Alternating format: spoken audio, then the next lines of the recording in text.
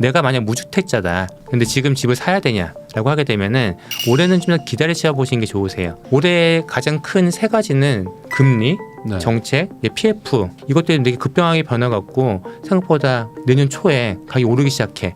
난 전세가 남아 있어. 네. 사실 그때 이제 의사결정 하셔도 비용이 추가적으로 1,000만 더 들어간다 하더라도 지금 사는 것보다 1년 후에 1억을 싸게 살 수 있다라고 하게 되면은 비용적으로 충분히 세이브가 되거든요. 그래서 올해는 기다리시면은 좀 더 좋은 기회가 오지 않을까. 우선 이제 새해니까 예. 24년도 이제 전망, 예. 부동산 전망 어떤지 예. 요거 얘기 한번 하면 좋을 것 같거든요. 새해가 되면 항상 전망을 되게 궁금해하시는데 네. 새해가 돼서 트렌드가 바뀌진 않거든요. 그게 그렇죠. 그렇죠. 사실은 뭐 그렇게 한 뭐 1, 2주 지난 거지 뭐. 예. 네. 그래서 그 지금 트렌드가 어떻게 되냐면은 작년 10월 달부터 서울 아파트 가격이 빠지고 있습니다. 그래서 11월 달에 더 낙폭이 커졌고요. 네. 계속 거래가 잘 안 되고 가격이 빠지고 있기 때문에 그런 트렌드가 이어지고 있는데 이거를 이제 일시적인 하락으로 볼 거냐 아니면 2차 하락의 초기로 볼 거냐 네. 이거는 사람마다 좀 다를 것 같아요. 네. 네, 저는 약간 2차 하락의 초기로 보고 있습니다. 2차 하락의 초기다. 예, 그래서 1차 하락이 언제냐라고 하게 되면은 2022년도거든요. 네. 그때가 거래가 엄청나게 안 됐고 급락하던 시기였고 2023년 1월 달부터 9월 달이 이제 반등의 시기였습니다. 맞아요. 그래서 이제 작년 10월 달부터 가격이 빠지기 시작했는데 이걸 일시적인 하락이다라고 생각하시고 급매가 나오면은 매수해야지 이렇게 네. 접근하시기보다는 올해는 이게 2차 하락의 초기니까 좀 더 가격이 빠질 수도 있겠구나 네. 생각을 하시고 좀 기다리는 타임이 좋지 않을까라고 생각이 듭니다. 그러면은 이 2차 하락이라는 거로 판단하는지 안 하는지 어떤 뭐 근거 같은 게 있을 거 아니에요? 사실 근거라는 것 자체가 명확하진 않는데요. 우리가 네. 과거를 좀 봐야 되거든요. 네. 과거를 보게 되면은 2008년도에 글로벌 금융위기가 일어났지 않습니까? 네. 그래서 그때 가격이 싸졌으니까 아파트 사야겠다라고 많이 생각을 하셨어요. 맞아요. 그래서 2009년도에 가격이 올랐습니다. 네. 차트를 보시면 오른쪽에 네. 막대 그래프가 있는데 그게 전월 대비해서 가격이 올라가고 떨어지거든요. 네, 네. 그래서 2009년에 샀는데 막상 2010년도가 되니까 가격이 떨어지기 시작했습니다. 다시 떨어졌어요. 예, 이게 최근의 상황하고 되게 비슷해요. 예, 2022년도 가격이 떨어지니까 2023년 가격이 올라가면서 사람들이 많이 샀고요. 네. 다시 떨어지기 시작하고 있거든요. 네. 그리고 2010년에 어떤 일이 있었냐면은 PF 부실 사태가 있었습니다. 근데 지금 이제 PF 부실 사업자 정리하겠다 네. 예, 그런 내용도 나오고 있잖아요. 네. 근데 전반적으로 봤을 때 2010년도의 초기하고 되게 비슷한 상황이다. 그래서 모든 게 과거를 똑같이 매칭시킬 수는 없지만 그런 과거의 데이터를 봤을 때는 2차 하락의 초기로 생각을 하시고 좀 시장을 접근하시는 게 좋지 않을까라고 보여지고요. 네. 10월 달에 서울 아파트 가격이 전월 대비해서 0.8% 하락했거든요. 네. 11월 달에는 1.81% 하락했습니다.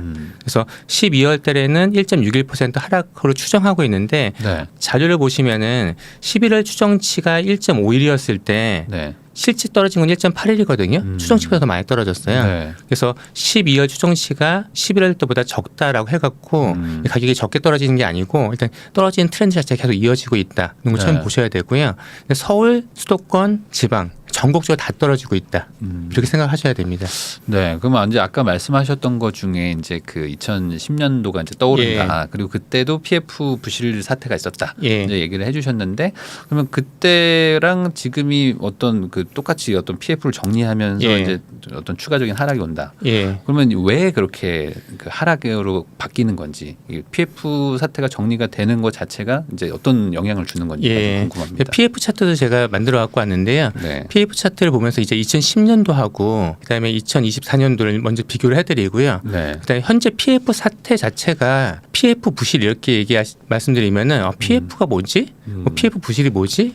아시는 분도 계시지만 되게 헷갈릴 수가 있으세요. 네. 근데 우리가 개발 사업을 하려면은 처음에 땅을 삽니다. 네. 이러고 땅이 1,000억이다라고 하게 되면은 보통 계약금 10%잖아요. 한 100억 걸고. 100억 정도가 필요합니다. 만약에 100억이 을 갖고 있는 시행사가 있다라고 하게 되면은 9억이라는 돈은 빌려야겠죠. 네. 이걸 이걸 돈 빌리는 걸 브리지 로인이라 그래요. 네. 그러면은 땅을 매입을 다 끝났다라고 하게 되면은 이제 착공이 들어갑니다. 이 착공 들어가기 위해서 또 돈을 빌리거든요.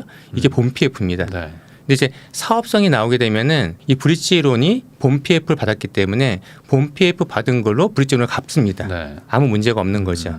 그런데 갑자기 2022년에 가격이 떨어지다 보니까 사업성이 안 나오기 시작했어요. 네. 사업성이 안 나오니까 본 PF를 받기 어려워진 겁니다. 본 PF를 못 받으면 결국은 브리지론이 만기가 있는데 만기 회수가 안 되는 겁니다. 네. 그래서 대부분의 지금 PF 부실이라고 하는 것들은 물론 본 PF가 부실되는 경우도 있지만 대부분 본 PF가 안 돼 갖고 이 브릿지론이 엑시트를 못 하는 겁니다. 그래서 이걸 계속 만기 연장 해왔던 거거든요. 좋게 얘기하면 만기 연장이고요. 네. 명확하게 얘기하면 부실 이연이거든요. 그냥 뭐 끌고 간 거죠. 끌고 간 거죠. 네. 예. 근데 이게 끌고 가면서 만약에 2023년도에 1월부터 9월에 가격이 올랐는데 이게 막 치고 올라갔어요. 그러면은 아파트 가격이 올라가니까 분양 받겠다는 사람도 많아지고 네. 분양 사업성에 나오니까 이런 것들 본 PF도 받을 수가 있는데 네. 지금 다시 가격이 떨어지고 있거든요. 떨어지니까 아 이거는 계속 끌고 갈 수 있는 게 아니고 옥석을 가려야겠구나 네. 이렇게 생각을 한 거죠. 네. 근데 이제 옥석을 가린다는 거는 옥은 진행이 되는 거고요. 석은 부실 사업성 정리를 해야겠죠. 네. 근데 부실 사업장 정리는 어떻게 할까요? 뭐 경매 그렇죠. 네. 경매로 갑니다. 경매로 가게 되면은 뭐 한 번 유찰되면은 뭐 1,000억짜리가 800억이 되는 거고 네. 한 번 더 유찰되면은 800억짜리가 640억이 되겠죠.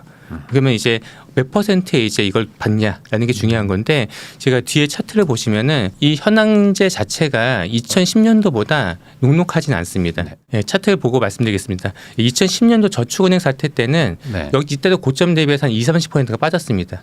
이거는 현재랑 비슷해요. 네. 현재 또 고점 대비해서 뭐 서울은 20%, 지방 30%도 빠졌거든요. 가격이 빠졌다는 거는 비싸게 분양 못 하는 거니까 분양하는 사업자 입장에서는 매출액이 감소한 거죠. 네. 2020년도에는 PF 대출금리가 비교적 낮았습니다. 선순위가 8%였고요. 그 네. 당시 우리나라 기준금리가 2.5%였습니다. 이때는 금리가 낮았다는 차이가 있네요. 그렇죠. 네. 근데 지금은 우리나라 기준금리 3.5고요. 네. 선순위 10%, 네. 뭐 중순위 맞아요. 15%, 네. 뭐 후순위가 20%까지 그것도 해주면 고맙다 이렇게 받아야 되는데 해주는 데도 많지가 않습니다. 네. 그리고 또 하나는 공사비죠. 이 당시에 2010년도에는 공사비의 변동성이 크지 않았습니다. 최근에는 물가가 워낙 오르다 보니까 공사비가 한 30% 올랐어요. 네. 아파트라든지 건축을 하기 위해서는 크게 비용 들어가는 땅값이 있고요. 그다음에 공사비가 있고요.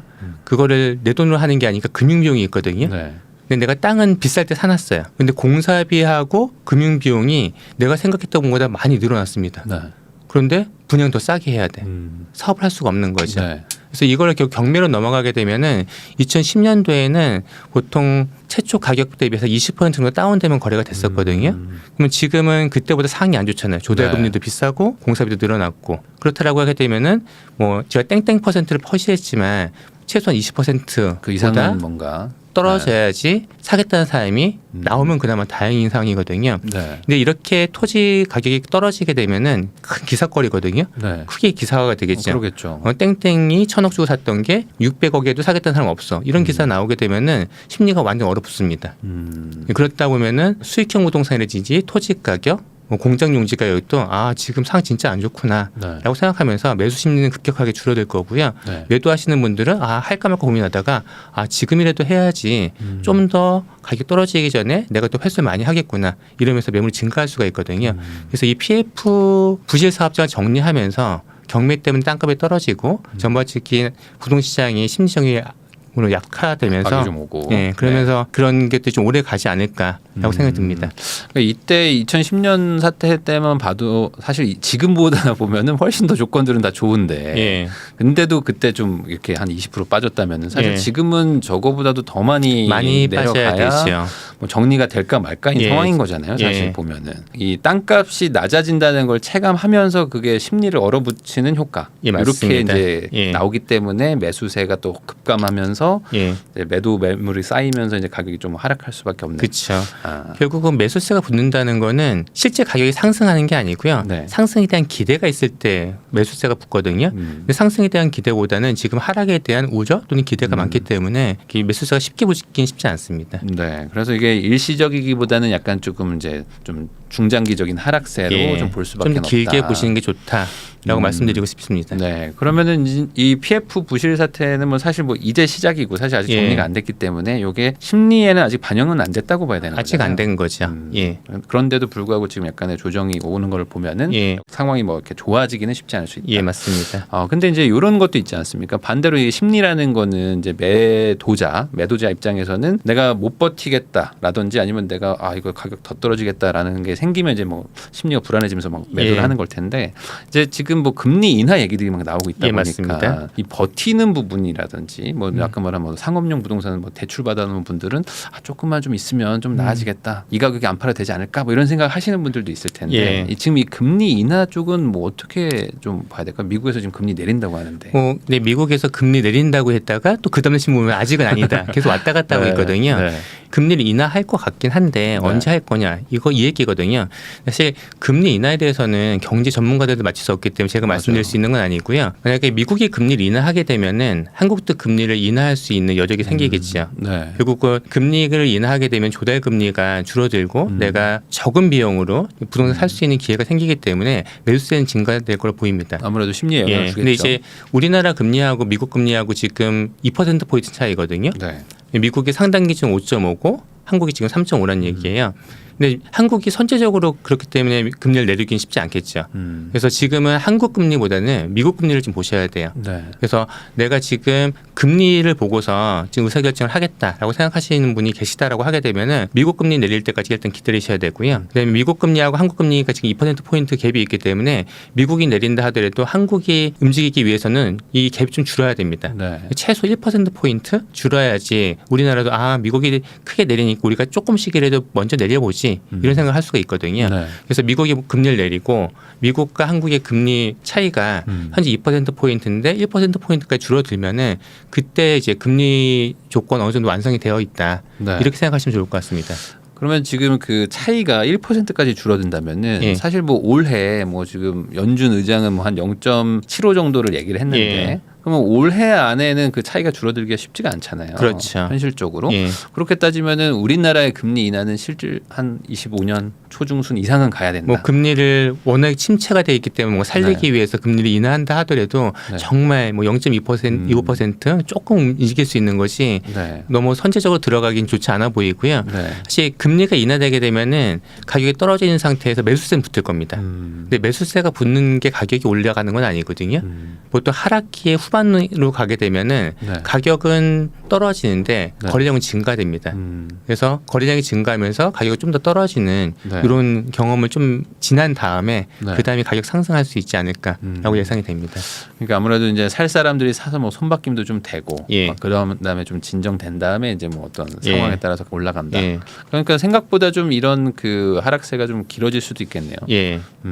전반적인 이제 트렌드 우리가 수요와 공급을 보잖아요. 그럼 차트를 보면서 말씀드릴게요. 부동산도 결국은 상품이잖아요. 네. 근데 이 상품의 특성이 보통 비싸면 안 사지 않습니까? 근데 부동산 자산이기도 하거든요. 네. 가격이 올라가면 사요. 네. 그래서 이거를 오랫동안 연구를 해서 만든 모형이 이제 벌집 순환 모형이라는 겁니다. 네. 우리가 사이클을 탄다 그러잖아요. 근데 부동산 대부분 이 사이클을 탑니다.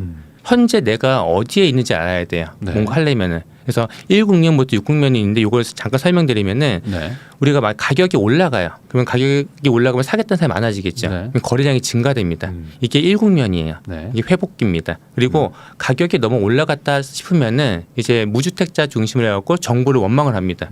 정부는 뭐 하냐. 네. 이렇게 놔두면 안 된다. 규제가 막 들어가기 시작합니다. 네. 그러면은 규제가 들어가니까 투자하기 어렵네라고 생각을 해요. 그래서 거래량이 줄어듭니다. 네. 그런데 그때 오히려 가격이 폭등을 해요. 호황기입니다. 네. 그래서 보통 이제 떨어지기 직전에 뾰족해지거든요. 근데 이제 가격이 계속 올라갈 수 있는 게 아니기 때문에 가격이 보합인 상태에서 거래량은 점점 감소해요. 네. 이게 침체 진입기입니다. 그리고 어느 순간 많이 올랐기 때문에 침체기로 빠질 수밖에 없습니다. 이때는 거래량도 엄청나게 떨어지고요. 가격도 폭락을 합니다. 네. 이게 최근으로 보게 되면 2022년입니다. 그 다음이 어떻게 되냐면은 이 정도 가격 떨어졌으면 사도 되겠네라고 네. 하면서 거래량은 증가됩니다. 네. 근데 가격은 더 떨어지거든요. 그런데 작년 상반기에 거래량이 증가하면서 가격이 떨어진 게 아니고 가격이 올라갔어요. 네, 맞아요. 그러니까 사람들이 이거 회복됐네. V자 반등이네 이렇게 생각한 거거든요. 네. 근데 지나고 나니까 V자 반등이 아니고 다시 불안기로 온 겁니다, 지금. 그래서 지금의 여기 불안기에서 잠깐 튀었다는 그렇죠. 거거든요. 그러면 우리가 2013년부터 2021년까지 엄청나게 장기 상승을 했잖아요. 네. 이 장기 상승 과정에서도 단기적으로 하락했던 경우가 다 있거든요. 2023년도 1월부터 9월이 하락기에 네. 단기 상승하는 그 기간으로 보셔야 돼요. 그래서 지금은 뭐 회복기로 가는 걸 논할 때는 아니고요. 지금 네. 침체기를 끝내고 불안기에 진입했다. 이렇게 보시는 게 좋습니다.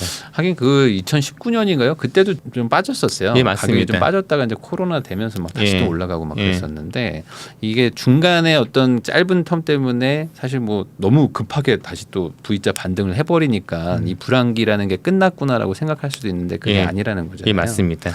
그러면은 이 불황기가 좀 지나고 나면 나중에는 이제 가격은 바뀌지 않는데 거래량만 늘어나는. 맞습니다. 그러면 요 회복 진입기가 지금 와야 다시 이제 회복기가 되는 건데. 그쵸. 그럼 이 회복 진입기가 온다는 개념이 예. 조금 더 설명을 해주시면 좋을 것 같아요. 회복 이때는 진입기요? 어떤 상황인 건지.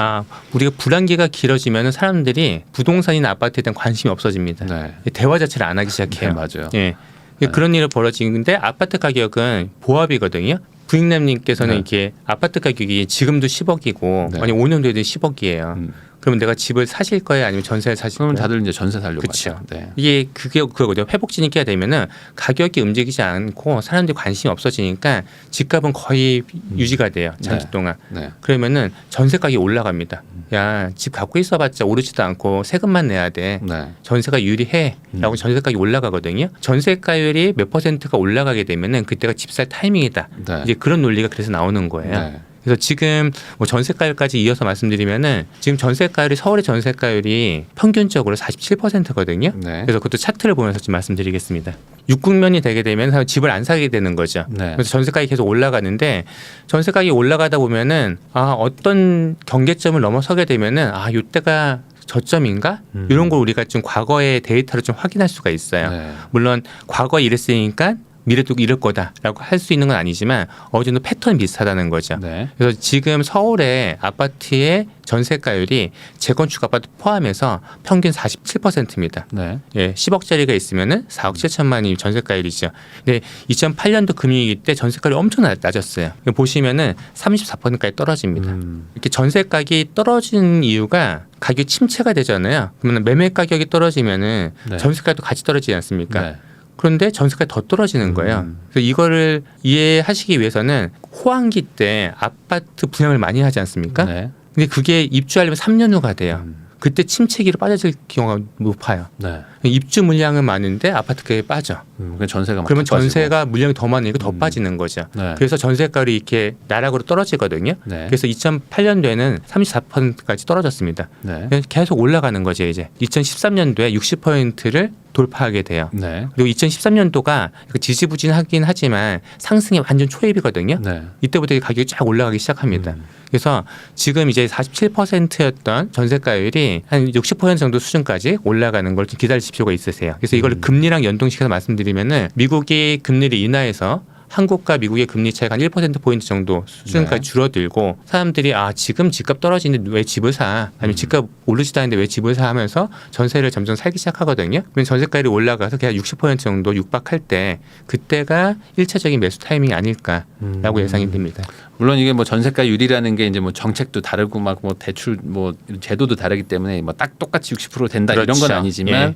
말씀하신 것처럼 이제 전세가율이 이렇게 올라가는 그 추세라는 예. 거는 분명히 보일 수 있는 예. 거니까. 그때까지는 좀 기다리셔도 된다. 이게 생각해 보면은 당연한 건 게 왜냐면 이제 집값은 이제 지지부진하니까 당연히 이제 집 가지고 있던 분들도 어차피 세금 굳이 낼 필요 있냐면서 파시고 예. 그러면 이제 전세로 가고 예. 그러면 전세 수요 늘어나는데 당연히 불황이니까 뭐 예. 입주나 뭐 이런 것들도 뭐 잘 안 되고 하니까 예.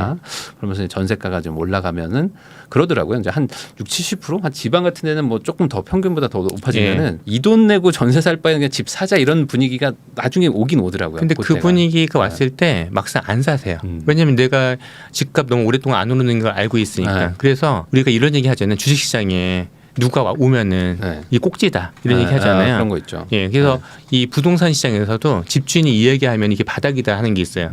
그게 뭐냐면은 우리가 2년 만에 전세 계약을 하잖아요. 네. 뭐 세대기라고 칭을 할게요. 임차인을. 세대 이번에 전세값 2억 올랐는데 이거 전세 하지 말고 내가 집 팔라 그러니까 내 집 사. 네네. 지금 전세값 2억 올려주는데 거기서 1억만 못하면 내 집 살 수 있어. 네. 이런 얘기를 하는 거죠. 네네. 그때가 거의 바닥이에요. 맞아요. 집주인들이 그냥 그 세입자한테 그냥 팔려고 할 때. 예. 잘 팔리지는 않는데 전세가 올려주는 거 힘들어하니까 아유 그냥 대출도 되니까 사 이런 얘기 하거든요. 근데 그때 이제 임차인들 요새 누가 집 사요? 네. 이렇게 이제 반응을 많이 하시는데 그때가 저점일 때가 많습니다. 그러면 또 이런 거 한번 여쭤보겠습니다. 이제 말씀해주신 어떤 벌집 순환 모형 같은 거를 보면은 결국에 다시 또 한번 회복기가 오고 막 이렇게 또 호황기가 오고 막 그렇죠. 이렇게 돌아간다는 건데. 돌아가죠. 사실 지금 우리나라 이제 많은 분들이 걱정하는 것들 중에 하나가 이제는 진짜 인구 감소도 시작이 됐고 예. 뭐 고령화도 이제 초고령화 사회로 막 가고 있기 때문에 이 순환기가 이제 끝난 거 아니냐, 이제 예. 깨진 거 아니냐라는, 예. 그러니까 이 판이 이제 아예 바뀌었다라고 말하는 분들도 있는데 예. 이게 옛날 2010년대도 그랬긴 했는데 그렇죠. 다시 또 순환은 한번 왔었단 말이죠. 이번에는 어떻게 되는 거죠? 이번도 결국엔 또 순환기가 또 온다고 근데 봐야 그 되는 건가요? 말씀은 하락할 때마다 있었던 말씀이세요. 네. 또 인구 구조 얘기를 하는 거죠. 물론 우리가 큰 빅 트렌드를 네. 봤을 때 인구가 감소하는 거는 단기간에 막을 수 있지가 않거든요. 이거는 명확한 트렌드고 상수입니다. 네. 근데 이 상수를 어떻게 해석하느냐는 사람마다 다를 거예요. 네. 그래서 인구가 감소한다, 집의 필요성이 줄어든다, 집값은 떨어진다, 집 사지 마라. 네. 깔끔하죠.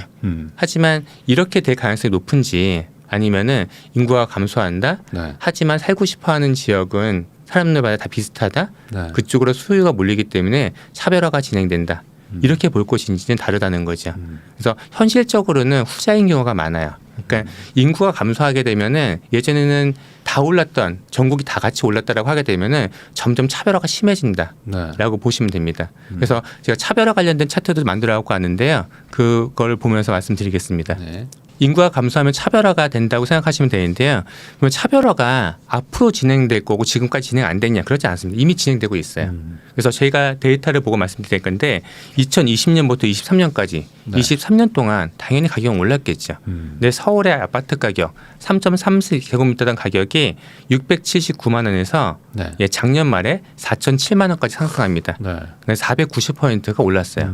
그러면 서울을 둘러싸고 있는 경기 인천은 그거보다 작은 328%가 상승했습니다. 네. 이미 차별화는 진행되고 있다는 거죠. 네.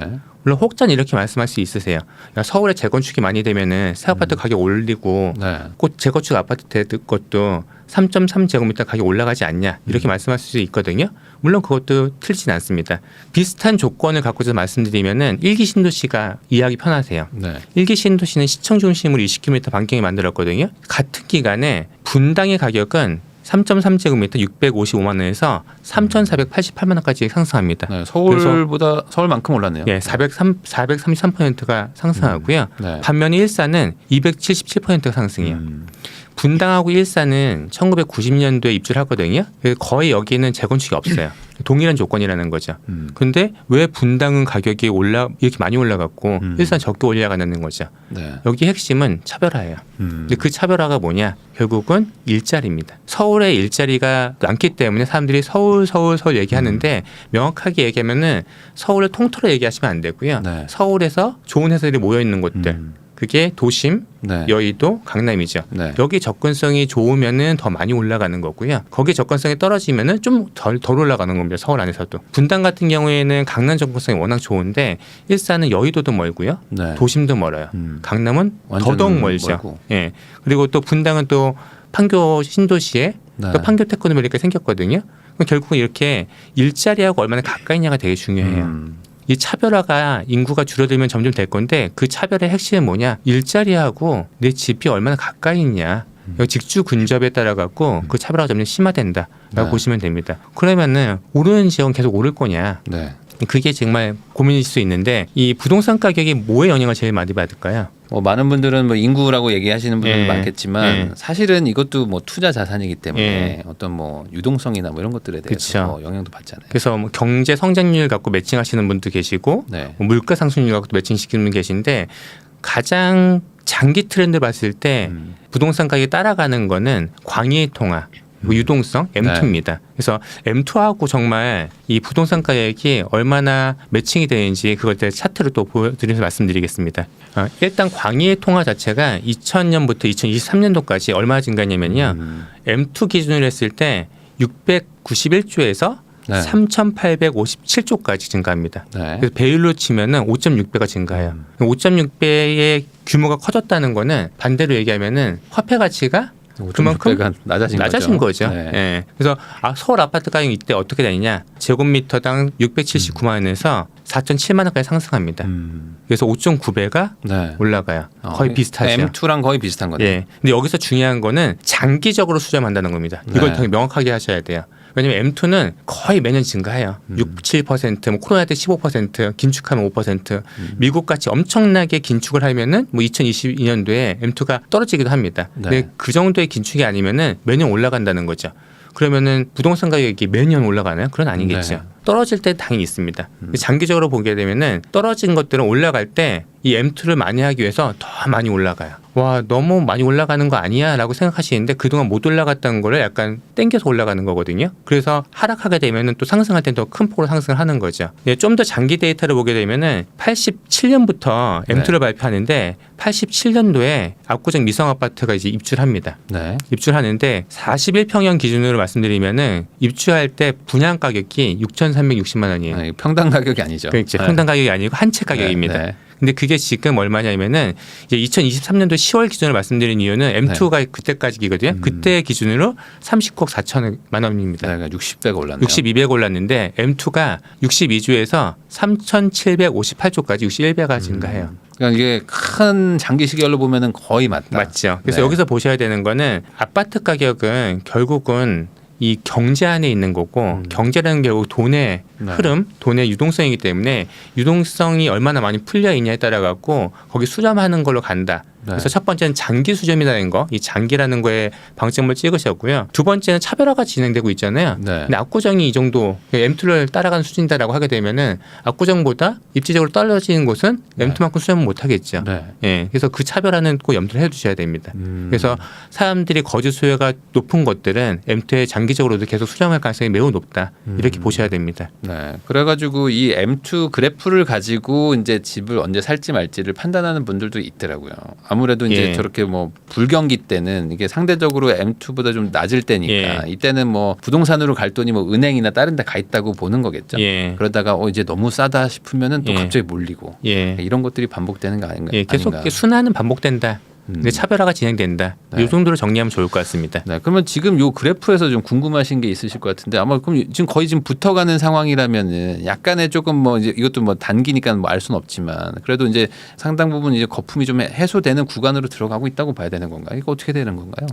아무래도 좀 그렇게 봐야겠죠. 이 시계열이 장기 시계열을 뭐 10년을 보거나 20년을 보거나 다르겠지만 지금까지 그걸 봤을 때는 워낙에 좀 많이 오르긴 했습니다. 네. 예. 그렇지만 이제 뭐 이게 좀 내려가고 있으면서 이제 어느 순간 좀 만나고 또 이제 약간은 뭐 이렇게 내려갔다가 다시 또 뭐 올라가는. 예, M2라는 건 해서 계속 뭐. 증가할 수밖에 없기 때문에 네. 그건 계속 증가할 거고요. 지금 아파트 가격은 좀 하락할 거 예상이 되거든요. 네. 예, 그러면서 M2와의 장기적인 수렴 추이가 좀 더 맞아가는 지금 단계다. 이렇게 보시는 게 좋을 것 같습니다. 근데 또 한편에서도 이런 얘기 하시는 분들도 있더라고요. 뭐냐면 이제 2000년도부터 2023년까지 우리나라도 뭐 경제 성장을 그래도 좀 잘 했는데 예. 이제는 사실 이제 뭐 그 잠재 성장률도 좀 떨어지고 예. 그러니까 이 M2 자체가 늘어나는 속도가 예. 과거와 같겠느냐 이런 예. 얘기 하시는 분들도 있는데 예. 이런 거는 좀 어떻게 봐야 될까요? 그거는 틀린 얘기는 아니세요. 근데 M2 자체가 예전보다는 좀 적게 확대가 되겠죠. 네. 근데 이제 경제 성장률하고 아파트 가격을 주택 가격을 매칭을 시킬 건지 M2하고 주택 가격을 매칭시킬 건지 이건 되게 중요하거든요. 네. 만약에 경제 성장률하고 우리가 성장하는 것만큼 올라야 되지 않냐라고 하게 되면은 주택을 안 하시는 게 맞으세요. 뭐 지금 작년에 1.4%고 네. 올해 2%고 네. 뭐 한 2% 왔다 갔다 하는 건데 그 정도의 상승이다라고 하게 되면은 굳이 뭐 세금 예. 띄고 남는 것도 없죠. 할 필요가 없는 거죠. 네. 경제 성장률보다는 M2가 월등히 높거든요. 과거보다는 준다 하더라도 그렇게 큰 폭으로 줄기는 어려워요. M2가 10%, 15% 이렇게 올랐다라고 하게 되면 지금 이제 7%, 8%고 좀 더 시간이 지나게 5%, 6%로 줄어들지 않겠냐. 네. 뭐 그거는 타당한 논리인데 어쨌든 M2에 수렴한다. 이 트렌드는 바뀌기 쉽지 않다라고 보여집니다. 그러니까 인구가 감소되면 사줄 사람이 없다라고 말씀하시는 분들도 많지만 사실은 이거는 그냥 그 사줄 사람을 떠나서 그냥 돈의 가치가 떨어지면서 그냥 집값이 상대적으로 올라가는 개념이라고 봐야 되는 거잖아요. 그런 것도 있고 근데 모든 데가 다 그렇게 올라가지 않으니까 그렇죠. 네. 결국은 차별화가 또 일어나고. 예, 대학교가 똑같은 거죠. 네. 예, 지금 지방 대학교는 학생들 네. 유치하는 게 되게 힘들잖아요. 인구가 감소하게 되면은 지방에 있는 아파트나 주택 같은 경우에도 이제 입주민 찾기 되게 어려워질 수가 있는 거죠. 딱 우리가 다 알고 있지 않습니까? 예, 약간 서열이 있잖아요, 대학에. 네. 예, 그다음에 과의 서열도 있고. 그러면 그쪽에 있는 대학이나 과를 가기 위해서는 되게 열심히 공부를 해야 되듯이 네. 대학 정원은 넘쳐나지만 집이 남아돈다 하더라도 사람들이 살고 싶어하는 건 비슷하겠다는 거죠. 만약에 내가 A라는 지역에 태어났기 때문에 A라는 곳에 살겠다. B라는 지역에 태어났기 때문에 나는 B에 살겠다라고 하면 관계가 없는데 우리가 서울이 좋아서 오는 게 아니거든요. 네. 일하러 오는 거예요. 이런 문제가 해결되려면은 일자리가 다 퍼져야 되는 건데 그렇게 쉽지가 않거든요. 하긴 그렇죠. 예. 이게 뭐 다 집중화가 일어나는 게 예. 또 부동산이다 보니까 그런 것들을 또 고려를 해야 되죠. 그 강원도의 어떤 대학교는 신입생 중에 5명만 한국인이고 나머지가 다 뭐 네팔인인가 뭐 그렇다고 예. 하더라고요. 그러니까 지금 그런 것처럼 이제 쏠림 현상이 일어날 수 있다는 것도 좀 감안은 해야 된다. 예, 맞습니다. 그 요번에 또 정책도 막 발표한 것들도 있고 예. 그리고 이제 올해부터 이제 신생아 대출 뭐 이런 것들도 좀 나오는데 예. 아까 말씀하셨던 어떤 통화량과 마찬가지로 이제 시장에 좀 뭔가 대출이라는 걸로 좀 돈을 풀게 되면 그렇죠. 어찌됐든 간에 집값이 상승할 요인으로 작동을 할 텐데 예. 신생아 대출이 이게 너무 제한적이다 이런 얘기도 많이 하거든요. 예. 이거 어떻게 보세요? 일단 신생아 대출하고 비교를 많이 하는 게 특례 보금자리론이거든요. 네. 근데 특례 보금자리론이 출시됐던 게 작년 1월 달입니다. 네. 특례 보금자리론이 출시가 되니까 저도 많은 전화를 받았어요. 9억 원을 살 아파트를 보고 있는데 어떤 네. 아파트가 더 좋냐 네. 이런 걸 받았는데 그 당시에는 가격이 좀 많이 떨어졌던 거예요. 네. 12억 하던 게 9억까지 떨어졌고 이제 대출도 가능하고 그러니까 치고 올라갈 수가 있었거든요. 1차 하락기죠. 네. 1차 하락기의 끝에 있었기 때문에 더 올라갈 수 있는 기대가 있었는데 지금은 2차 하락기의 초기거든요. 네. 사실 지금 그런 기대감은 많지가 않아요. 네. 그래서 가격 상승에 대한 기대가 많이 줄어들어 있기 때문에 특례 보금자리론이 출시했던 작년 1월하고 상황이 좀 다르다라고 볼 수 있고요. 그다음에 말씀하신 대로 일단 제한적입니다. 대출을 받기 위해서 애를 낳는 분은 안 계시겠죠. 조건은 매우 좋은데 일단 상황 자체가 떨어지는 초기인 거 대상 자체가 좀 제한적인 것 때문에 이게 출시가 됐다 해서 가격이 다시 올라가는 그런 트리거 역할을 하기에는 좀 부족해 보입니다. 이게 물론 뭐 27조를 뭐 배정을 했다 뭐 이런 얘기는 하지만 그것도 뭐 대상자들이 있어야 나가는 거지. 예. 대상자가 뭐 이렇게 많지 않을 가능성도 그래서 있어가지고. 지금 이게 일단 신생아 특례 대출은 워낙에 조건이 좋거든요. 9억 이하 아파트를 5억 원까지 대출해주고 1% 대출해줘요. 네. 그래서 내가 아파트를 살 거다라고 하고 내가 여기에 대상이 된다라고 하게 되면 안 받을 이유는 절대 없습니다. 네. 너무 조건이 좋다는 거죠. 네. 근데 여기서 조심하셔야 될 거는 1월 19일부터 시행되게 되면은 엄청나게 마케팅을 할 거예요. 누가 마케팅을 하냐면은 미분양 아파트들, 네. 예, 약간 외곽에 있는 9억 이하 아파트들이 이렇게 좋은 아파트가 있으니까 네. 신생아 특례 대출을 받으셔서 뭐 분양을 받으십시오.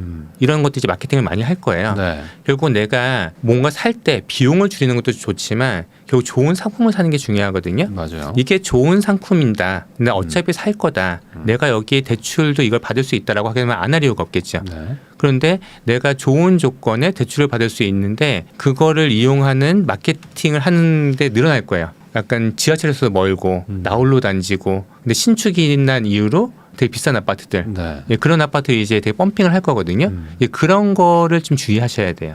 예. 그러니까 가장 조심해야 될 게 이제 뭐 신축이라는 거, 그쵸. 뭔가 좀 새 거라는 거에 딱 사람이 꽂히면 예.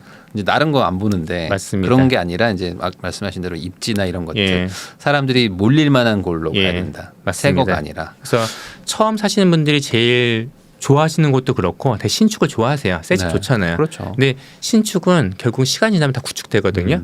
그래서 둘 중에 하나를 선택한다라고 하면 당연히 입지 선택하셔야 되고 네. 신축을 보시더라도 어느 정도 출퇴근도 가능하고 단지도 형성되어 있고 예, 그런 거 중심을 보셔야 되는데 만약에 수도권 중심을 말씀드리면은 수도권 중심에서 30평대 9억의 신축 아파트 자리가 좋기 쉽지 않거든요. 네. 근데 그런 것들이 이제 마케팅하러 많이 나올 겁니다. 예, 그런 것들 잘 유의하셔갖고 물론 가격이 주변 아파트에 대비해서 싸면 괜찮은데 지금은 그 구조상 싸기 어렵거든요. 네. 그래서 잘 보시고 선택을 하셔야 됩니다. 그 복지제도라고 생각을 해야 되지 이게 어떤 뭐 부동산 부양책 정도로 생각하기는 조금 약할 수 있다. 예. 뭐 이렇게 봐야 되겠네요. 그리고 또 이제 뭐 정책들이 좀 요즘에 또 발표가 된 것들이 있는데 그런 것들 보면 이제 뭐 가장 뭐 뭐 아직은 뭐 확정된 건 없지만 예. 뭐 인구 감소 지역에는 이제 주택 수에서 뭐 제외를 해주겠다 예. 뭐 이런 것들도 있거든요. 예. 이런 정책들은 또 어떤 영향을 좀 줄 거라고 생각하십니까? 인구 감소 지역에 주택을 사게 되면은 이주택자가 아닌 주택세를 빼주겠다는 겁니다. 네. 신생아 특례 대출이 대출에 들어가는 비용 자체를 줄여주는 거다라고 하게 되면은 이 세컨드홈 활성화 방안은 결국 세제 혜택이야. 네. 내가 세금적으로 불이익 없게 해줄 테니까 이거 사세요라는 겁니다. 네. 내가 세컨드홈 정말 세컨드홈의 목적으로 사시는 분들 계시겠지만 이거를 자산이라고 생각했을 때 부동산을 살 때는 올라갈 때 사거든요. 근데 지금 떨어지는 타이밍이에요. 네. 그래서 세컨드홈이 활성화됐다 그래갖고 아 나 세컨드홈 사야지 이런 분들은 매우 적습니다. 네. 그래서 이것 때문에 인구 감소 지역에 주택을 사거나 그러진 않을 거예요. 그런데 만약에 시간이 지나게 되면 또 사이클은 하락해서 상승 올라가겠죠. 네. 상승으로 올라가는데 그때도 세컨드홈 활성화 방안 이 정책이 실제 시행이 되고 유지가 되고 있다라고 하게 되면은 사람들이 많이 살 겁니다. 그래서 지금은 이것 때문에 집을 사겠다는 사람이 많지는 않겠지만 이게 시행되고 경기가 좋아지게 되면은 분명히 지방 중소도시의 집값을 약간 자극할 수 있는 그런 역할을 할 수 있다라고 보여지고요. 인구가 감소할 때도 정말 인구가 감소하고 빈집이 느는 지역이 있고요. 서울도 인구 감소하거든요. 네.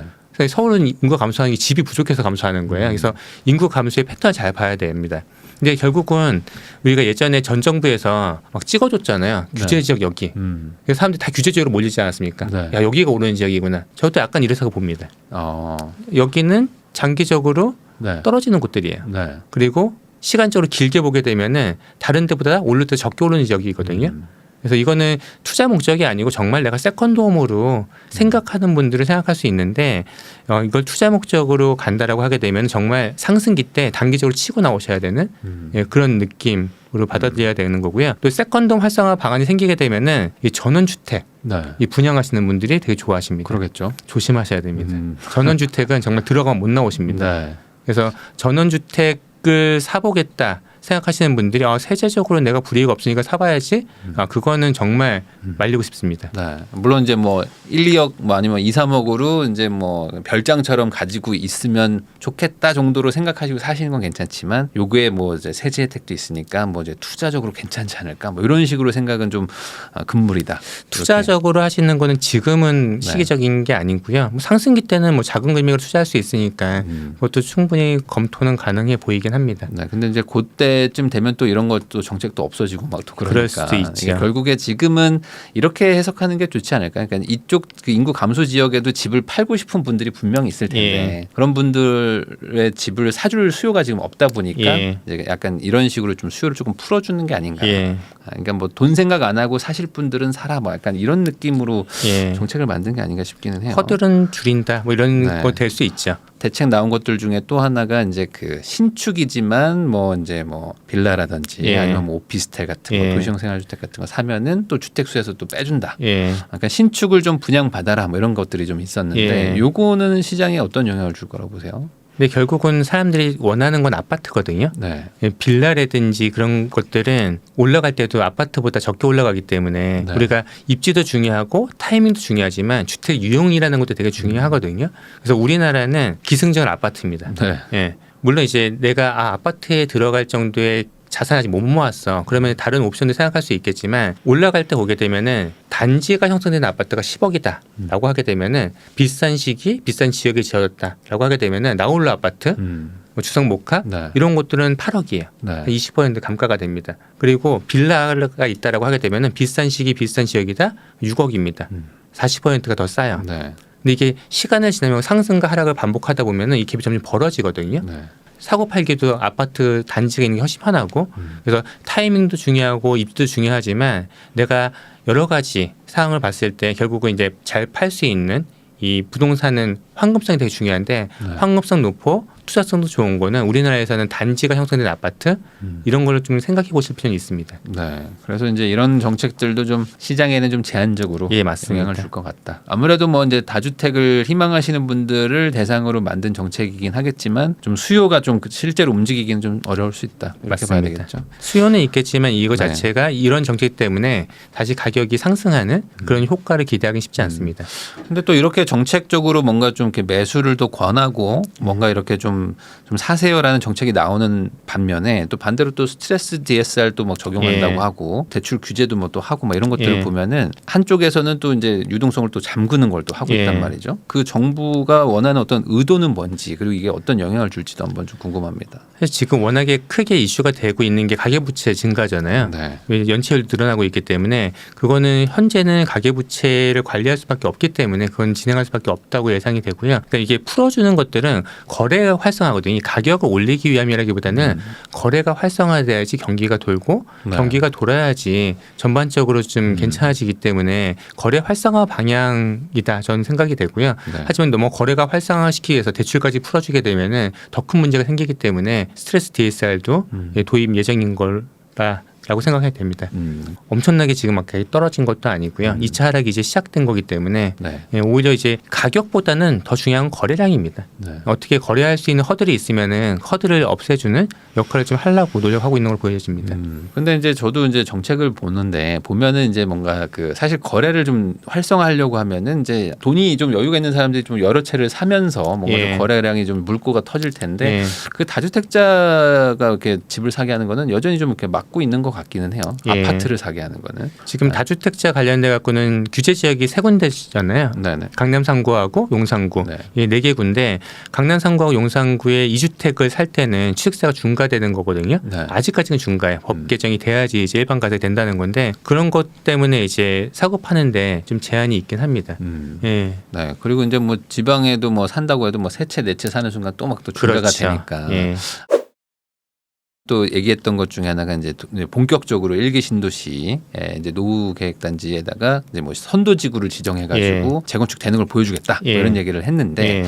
이게 또 그 선도지구라는 거가 좀 어떤 단지가 되고 어떤 단지는 안 될지 뭐 이거 가지고 또 막 분쟁도 많이 생길 것 같고 그렇죠. 이게 앞으로 뭐 좀 지켜봐야 될 부분인 것 같은데 이 일기 신도시 특별법이 이제 본격적으로 이제 한다고 하는 거 이게 정말 잘 될 것 같은지 예. 어떻게 보세요?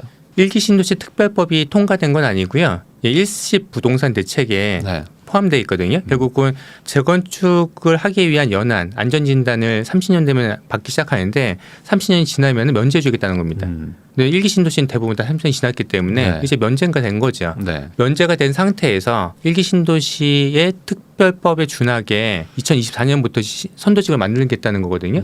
만들게 되면은 일단은 우리가 아파트 만들 때 대부분 시범 아파트가 있어요. 네. 땡땡 시범 아파트. 시범 마을 그런 데들이 대부분 처음 들어간 제일 고생하는 그렇죠. 분들. 제일 고생. 아무것도 없는데 들어가셔가지고. 보통 이제 그런 것부터 이제 아마 선도지구 아파트가 될 가능성이 높은데 네. 일기 신도시 특별법은 이게 거기 사시는 분들 입장에서 봤을 때 이게 좋은 거냐 나쁜 거냐 이걸 잘 따져보셔야 돼요. 네. 일단은 재건축이 정말 선도지구를 만들어가고 빨리 된다라고 하게 되면은 거기 계신 분들은 좋은 거죠. 아파트 가격이 올라가고 내가 네. 노후 아파트가 아니고 신축 아파트 살 수 있으니까 좋은 겁니다. 근데 사업성을 높이기 위해서 지금 얘기가 나오는 게 용적률 상향 얘기가 계속 네. 나오고 있거든요. 250에 300 되는 걸 500으로 늘리겠다 이런 얘기 나옵니다. 근데 용적률 상향되면은 사업성이 더 좋아져요. 그럼 사업 속도도 빨라지겠죠. 네. 추가 분담금 없이 내가 20평 아파트 살다가 30평대 들어가. 그러면은 동의도 빨리 되니까 용적률 상향되니까 사업성 좋아져. 안전진단 면제되니까 사업 속도 빨라져. 매우 해피합니다. 네. 근데 이게 다 지어졌을 때 문제예요. 만약 용적률 상향해서 이렇게 지어지게 되면은 촘촘하죠. 네. 밀집도가 높아집니다. 네. 서울하고 1기 신도시만 있다라고 하면 괜찮은데 지금 3기 신도시도 만들고 있거든요. 근데 3기 신도시가 거의 완공될 때쯤에 1기 신도시가 뭐 재건축이 막 입주하기 시작하겠죠. 그러면은 3기 신도시가 입지가 더 좋아요. 1기보다. 1기 신도시보다 입지가 더 좋은 3기 신도시에 쾌적한 자연 환경을 갖춘 신축 아파트가 더 서는데 1기 신도시 같은 경우에 만 촘촘하게 지었다라고 네. 하게 되면은 경쟁력이 떨어지죠. 그래서 이게 중단기적으로는 사업 속도도 좋고 사업성도 높이는 방법이긴 하지만 용적률을 정말 잘 계획을 해야 됩니다. 네. 그렇지 않으면 정말 야, 서울이 더 쾌적해 뭐 이런 일이 벌어질 수가 있거든요. 그러면 오히려 서울의 희소성만 더 높아지는 그런 역할을 할 수밖에 없습니다. 그러니까 용적률을 높인다는 게 어찌 보면 이제 사업을 진행시키기 위한 약간 고육지책일 수도 있지만 예. 그게 실제로 다 지어지고 나면은 거주성은 상당히 떨어지는 거고, 거죠. 뭐 하다못해 하수관 거부터 예. 뭐 용량도 다 부족하고. 그동안에 이제 일기 신도시의 길도 장점은 막히고. 인프라가 좋고 네. 그 안에서 쾌적한 거거든요. 근데 그 쾌적성이 떨어지는 겁니다. 그러면 이제 내가 왔다 갔다 하는 것도 힘든데 안에서도 쾌적하지 않아? 이건 되게 지양해야 되는 거죠.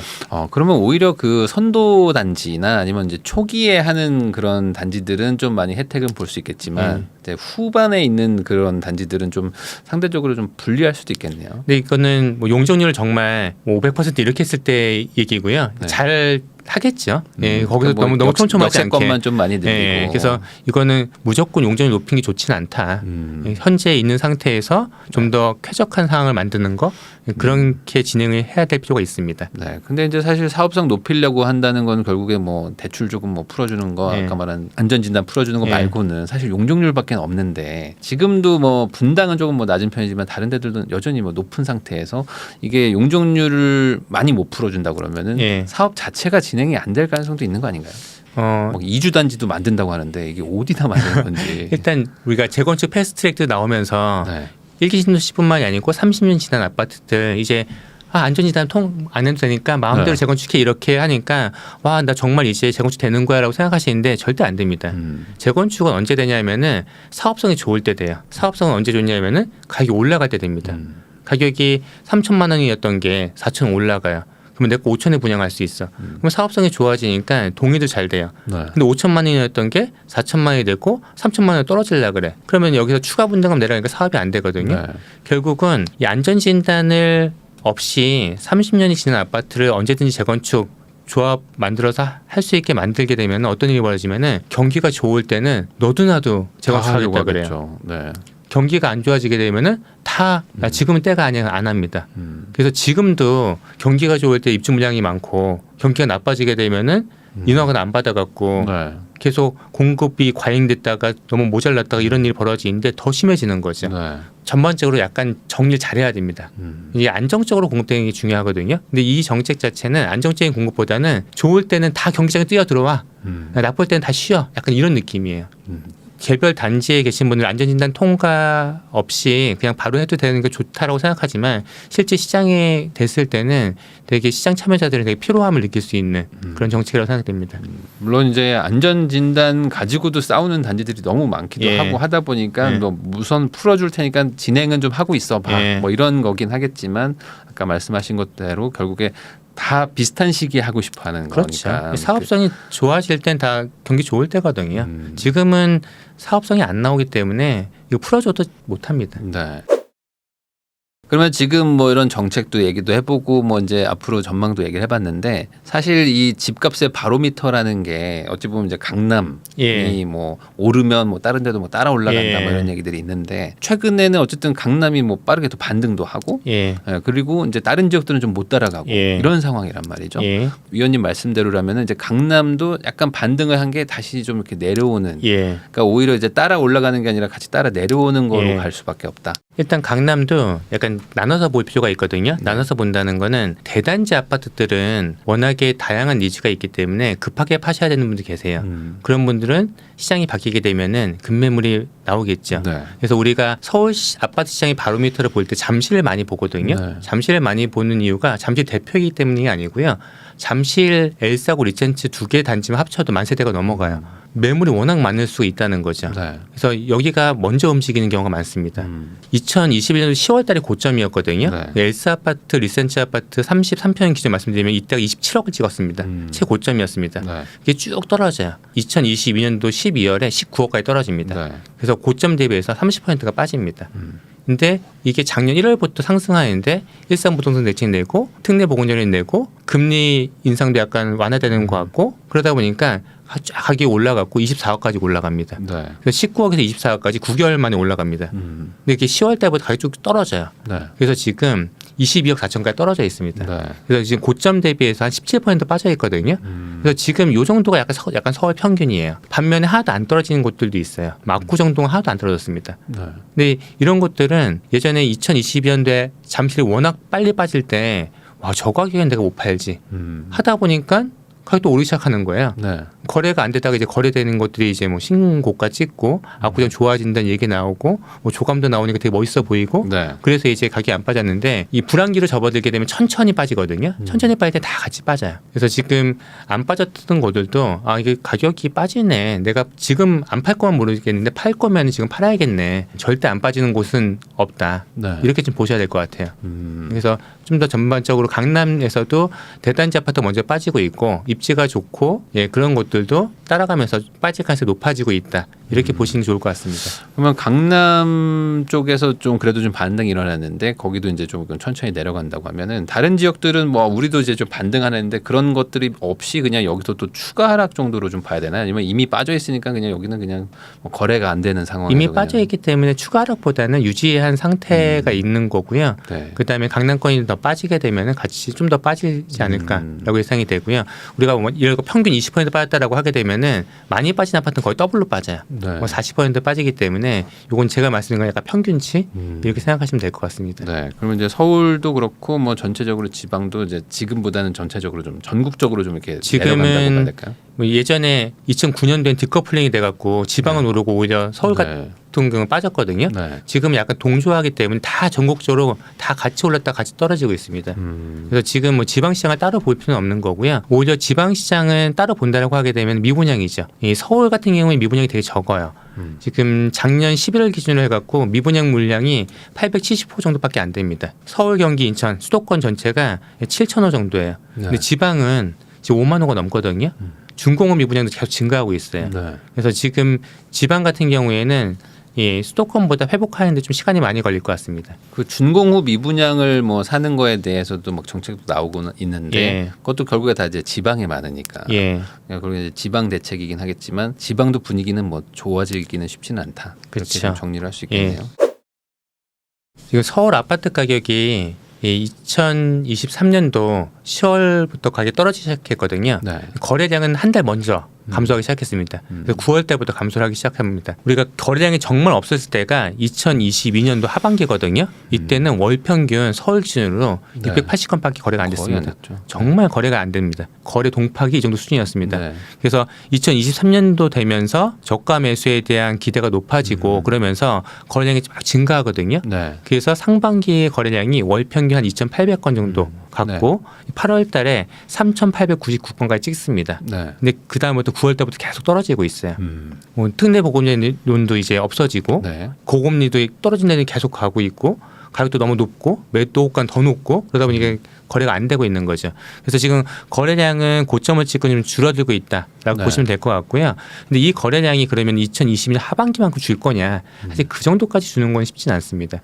오히려 가격이 떨어지게 되면은 사겠다는 사람이 또 늘거든요. 네. 거래량은 좀 더 올해 상반기 정도 떨어지다가 하반기 정도 되면은 거래량이 조금 올라갈 수 있어요. 예, 근데 그 올라가는 수치가 가격을 끌어올리는 것보다는요, 거래량은 증가하지만 가격은 떨어지는 전형적인 이제 불황기의 모습으로 갈 가능성이 높다라고 보여지고요. 이 차트에는 2021년도, 22년도, 23년도 이렇게 3년치에 보여드렸는데 2021년도가 4만 호고 2020년도 워낙에 없으니까 12,000호밖에 없고 작년에 한 34,000호가 거래가 됐거든요. 네. 2008년도부터 작년까지의 연평균으로 보게 되면은 서울의 중고 아파트 거래량이 7만 6천 호입니다. 월 평균 6천 호 이상 거래가 됐었어요. 네. 그러니까 2021년도도 이게 많은 거래량이 아니라는 거죠. 그래서 지금은 전반적으로 거래가 엄청나게 안 돼 있어요. 그래서 지금은 가격을 높이고 그러는 게 아니고 뭔가 거래 허들이 있으면은 거래 허들을 제거하는 거래가 될 수 있는 환경 그런 것들이 정부 입장에서는 더 중요해 보입니다. 그래서 이제 거래량을 아무래도 뭐 여전히 그 막고 있는 뭐 규제 같은 것들도 좀 있기도 있고 그래서 이제 좀 아마 이 늘어나는데도 한계가 있고 반대로 또 내려가는 거에도 또 한계가 있는. 그러면 한 지금처럼 한 뭐 2천 정도만 아파트에서 그냥 계속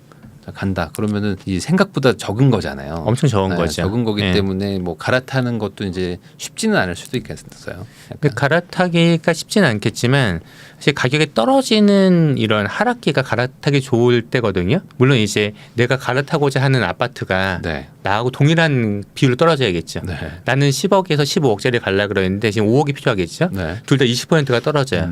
그러면 나는 8억이 되고 얘는 12억이 되니까 이제 4억만 필요하니까 네. 하락기가 갈아타기 좋다는 거는 좀 더 적은 비용으로 내가 옮길 수가 있는 거거든요. 네. 같은 비율만 떨어지면 이거는 타당해요. 근데 여기서 제일 중요한 거는 투자 금액이 줄어드는 것보다 거래가 잘 안 될 때이기 때문에 무조건 내 거부터 팔아야 됩니다. 네, 무조건 선 매도를 하시고 그다음에 가격은 또 하락 트렌드니까 더 싸게 살 수 있는 기회가 있으니까 사는 거는 쉽거든요. 그러니까 선 매도 후 매수 전략으로 갈아타시는 게 정말 매우 중요하십니다. 거래량이 적을 때는 꼭 매도부터 해라. 예. 안 그러면은 이제 잘못했다가 이제 처리가 안 되는 그렇죠. 상황에 자금 계획이 꼬이는 경우가 되게 많죠. 빠지는 거죠. 그 이제 착공이 좀 안 되고 있고 그리고 이제 앞으로 뭔가 입주량이 뭐 적어진다 이런 얘기들이 있는데 뭐 이게 매매가보다도 어쨌든 지금 빈집이 뭐 늘어나는 속도가 좀 줄어들면은 당장 전세에는 좀 영향을 좀 줄 수도 있을 것 같은데 이 전세 시장은 올해 좀 어떻게 될 거라고 좀 보세요? 전세 시장은 매매 가격이 떨어지고 있는데 전세 가격이 지금 올라가고 있거든요. 이 네. 트렌드는 좀 더 이어질 거로 예상이 됩니다. 그러니까 전세가율이 올라가는 식으로. 그렇죠. 예, 왜냐하면은 매매 가격이 떨어진다는 거는 가격이 하락할 거를 기대하는 사람들 많다는 거거든요. 네. 그럼 굳이 집을 안 사겠죠 사람들이. 그럼 매매를 안 한다는 거는 전세로 간다는 거기 때문에 네. 전세에 대한 수요는 증가되거든요. 근데 전세에 대한 수요가 증가된 상태에서 입주 물량이 많으면은 갈 데가 많으니까 전세 가격이 안 올라가거든요. 네. 입주 물량이 엄청 적어요. 그래서 지금 이 서울 아파트 입주 물량을 제가 보면서 말씀드리겠습니다. 서울의 아파트 입주 물량이 올해에 11,000호밖에 안 돼요. 역대 최저입니다. 근데 우리가 입주 물량이 많다 적다를 판단하기 위해서는 기준점이 있어야 되잖아요. 네. 서울의 인구가 지금 940만 명인데 940만 명의 0.5%. 그러니까 아파트가 47,000호 정도 공급이 공급된다. 여기서 말씀드린 공급은 입주거든요. 네. 입주가 되면은 안정적으로 공급이 되고 있다라고 얘기를 합니다. 아니면은 재고 아파트 수의 네. 2.5%로 얘기해요. 그것도 약간 47,000호입니다. 네. 그래서 47,000호 정도가 입주하게 되면은 공급은 문제 없어. 이렇게 얘기를 하거든요. 그러니까 공급에서 어떤 가격에 영향을 그쵸. 주는 요소는 없다. 예. 네. 그러니까 공급이 안정적으로 된다라고 하게 되면은 그래도 부족하진 않네 이렇게 되는 거죠. 질문 하나 드리겠습니다. 서울에 살고 싶은 사람은 많다. 네. 근데 집이 부족하다. 네. 맞나요? 그렇지 않을까요? 맞죠. 네. 살고 싶은 사람들은 많죠. 집만 많죠. 있으면 살고 싶죠. 네. 네. 그러면 다르게 질문 드릴게요. 서울에 지금 집을 사고 싶은 사람은 많다. 그거는 좀 애매할 수 답이죠. 있을 것 같아요. 그냥 앞에 게 잠재 수요입니다. 그래서 우리는 기본적으로 이 잠재 수요는 풍부하다고 생각을 해요. 네. 그렇기 때문에 서울 집은 항상 부족하다. 서울 집은 언제 사도 사야 된다라는 논리가 심플하게 깔리는 거죠. 네. 수요와 공급에서의 이 수요는 실제적인 가격이 미친 수요는 이 잠재 수요가 아닌 실질 수요거든요. 지금 집 살 사람이 있냐라는 네. 게 중요합니다. 그래서 입주 물량이 부족하니까 지금은 약세지만 곧 상승할 거다 이렇게 말씀하신 분이 되게 많으세요. 그 말씀이 맞다라고 하게 되면은 우리가 2024년도 올해 공급 물량 전에 최저가 언제냐면은 2012년도입니다. 이때 2만 호가 입주했었고요. 네. 그 다음에도 2만 호가 입주했었습니다. 네. 예. 근데 2012년도에 아파트 시장이 안 좋았어요. 매칭이 안 된다는 거죠. 네. 네. 결국은 이 실질 수요라는 거는 공급이라는 게 입주만 갖고 있는 게 아니고요. 우리가 매물로 나와 있는 매물 적체 있잖아요. 그것도 네. 공급이거든요. 이 공급도 따져야 된다는 거죠. 만약에 수요가 많다라고 하게 되면은 매물이 부족해요. 매물이 부족하니까 야, 입주 물량 부족해, 공급 부족해 이렇게 논리가 되는데 지금 실질 수요 자체가 줄어들게 되면은 입주 물량은 제껴두고 지금 쌓여 있는 매물을 소화하기 힘든 거예요. 그래서 입주 물량이 적기 때문에 가격이 올라간다 이렇게 심플하게 얘기에는 실질 수요를 생각하지 않은 단순한 전망이다 이렇게 얘기해야 될 것 같고요. 근데 중요한 건 이제 가격은 계속 순환하면서 또 올라갈 때가 있겠죠. 이제 올라가게 되면은 이 부족한 입주 물량 때문에 결국 사겠다는 사람 많아지는데 매물도 없어. 네. 입주 물량도 적어. 그럼 가격이 또 크게 올라가겠죠. 결국은 이 상승기엔 또 다시 크게 올라갈 수밖에 없는 이런 구조가 계속 반복되고 있다라고 생각하시기 좋습니다. 그러면 결국에 지금 잠재 수요가 아닌 실질 수요는 낮으면 그 실질 수요와 잠재 수요의 그 차이만큼의 사람들은 어쨌든 어딘가 살아야 될 텐데 예. 그 사람들이 이제 전세로 가는 선택을 할 거잖아요. 예. 그러면 당분간 전세는 좀 올라가는 예. 구조일 수밖에 없겠네요. 예. 아무래도. 예. 그럼 전세는 올라가지만 매매는 또 이게 멈춰 있다면은 그냥 전세금 올려주고 살지 뭐라는 사람들이 더 선택이 많아질 거니까 예. 그냥 이제 전세가가 상승하는 식으로 예. 결국에 시간이 지나야지 이제 또 수요로 다 바뀌는 그렇죠. 그런 시간의 텀이 좀 필요하다. 예. 이렇게 지금 위원님의 얘기를 좀 들어보면은 올 한 해 부동산 투자가 좀 쉽진 않겠다라는 생각이 좀 들거든요. 그러면 이런 상황에서 그럼에도 불구하고 뭐 내가 뭐 돈이 좀 여유가 있다거나 그런 분들은 한 번 또 부동산으로 좀 돈 번 분들은 또 계속 부동산만 그렇죠. 보시니까 예. 올해 그래도 뭔가 좀 기회가 있지 않을까라고 예. 생각하시면은 뭐 어떤 쪽을 뭐 그래도 좀 보고 있는 게 낫지 않을까라고 예. 한번 얘기해 주시면 좋을 것 같습니다. 일단 뭐 무주택자나 1주택자면서 청약 통장이 있다라고 하게 되면은 뭐 청약 시장을 보실 필요는 있으세요. 근데 청약 시장도 계속 고분양가 얘기가 나오고 있잖아요. 결국은 분양가 상한제가 적용되지 않는 아파트들은 고분양을 할 수밖에 없습니다. 기본적인 비용이 많이 들어가기 때문에. 그래서 일반적인 분양 아파트들 말고 분양가 상한제가 적용되는 아파트들 여기를 좀 눈여겨보실 필요가 있으세요. 근데 분양가 상한제 적용되는 아파트가 많지는 않거든요. 서울 안에서는 규제 지역이 강남 3구하고 용산구. 용산구는 거의 이제 분양하는 게 없으니까 이제 강남 3구 쪽에 내가 자금이라든지 뭐 1순위 통행장이 있다라고 하면 충분히 검토를 당연히 해보셔야 되는 거고요. 그리고 경기권에는 공공 택지가 많기 때문에 거기에 분양가 상한제 적용받는 아파트 단지가 있다라고 하게 되면은 그런 걸 1순위를 보실 필요가 있습니다. 그래서 내가 만약 무주택자다. 근데 지금 집을 사야 되냐라고 하게 되면은 올해는 좀 더 기다리셔 보시는 게 좋으세요. 내가 전세가 계약을 지금 앞두고 있는데 이거 재계약하는 게 맞아? 아니면 집을 사는 게 맞아? 라고 하게 되면은 지금은 재계약 쪽으로 결정을 하시고 그 재계약돼서 전세 사시는 동안에 청약 통장이 있으시다. 라고 하게 되면은 분양가 상한제 적용받는 아파트의 청약, 물론 경쟁이 높겠죠.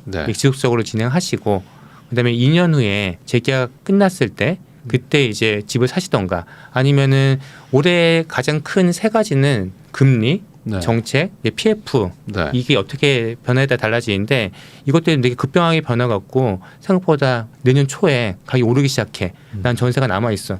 사실 그때 이제 의사결정하셔도 내가 비용이 추가적으로 1,000만 더 들어간다 하더라도 지금 사는 것보다 1년 후에 1억을 싸게 살 수 있다라고 하게 되면은 비용적으로 충분히 세이브가 되거든요.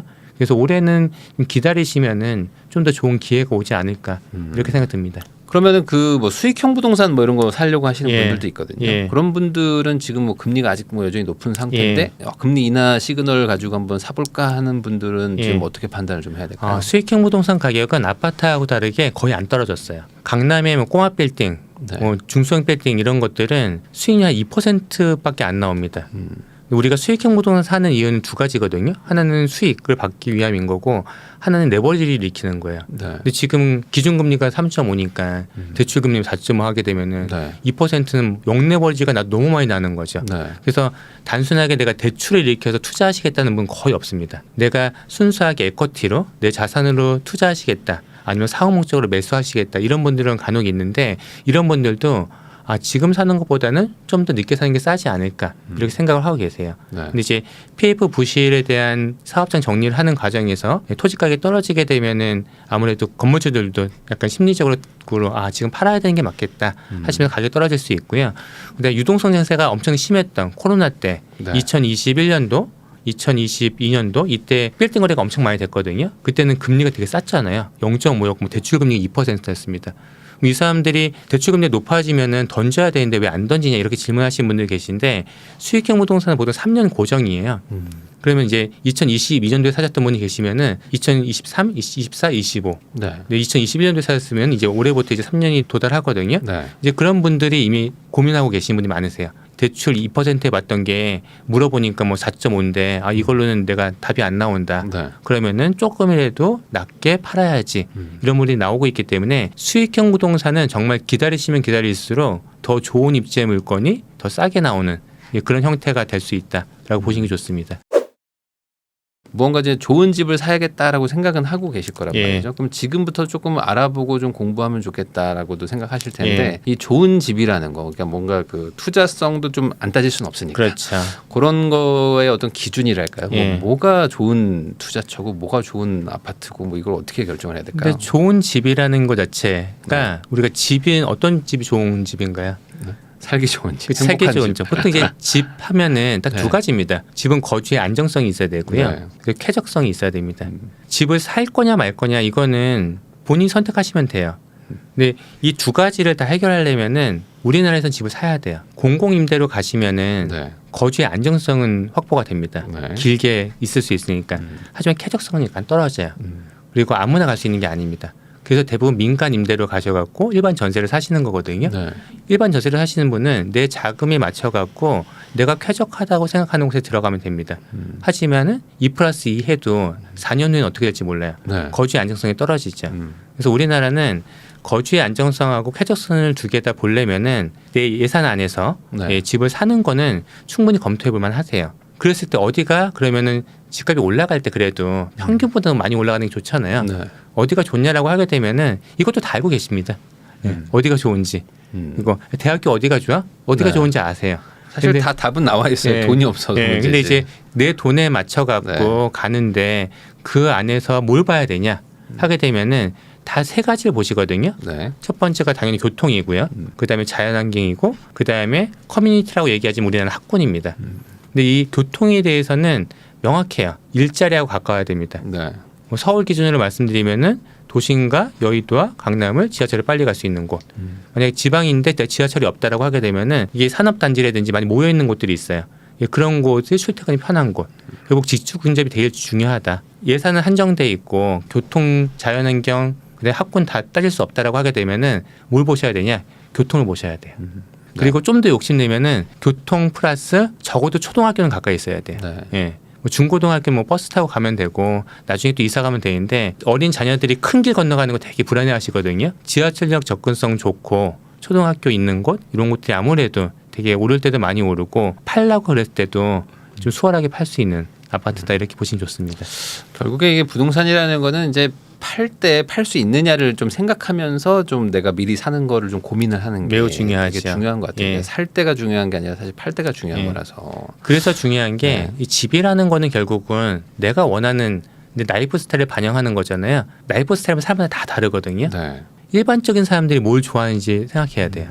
결국은 일반적인 사람들이 좋아하는 거가 가격이 많이 올라가거든요. 네. 그래서 나는 공기 좋은 곳이 좋아. 지하철에서 멀어도 산기슭 아래로 들어가시는 분 계십니다. 네. 그 가격이면은 요 아파트도 가능하니까 여기도 검토해 보세요. 라고 말씀드리면은 싫다고 하세요. 네. 아니야, 나는 공기 좋은 게 중요하고 지금 문제가 심각하기 때문에 여기 오를 거야. 근데 이제 가격이 막 올라갈 때 연락 오십니다. 네. 아, 우리 아파트 왜 이렇게 안 올라? 안 오르는 곳 사셨으니까요. 네.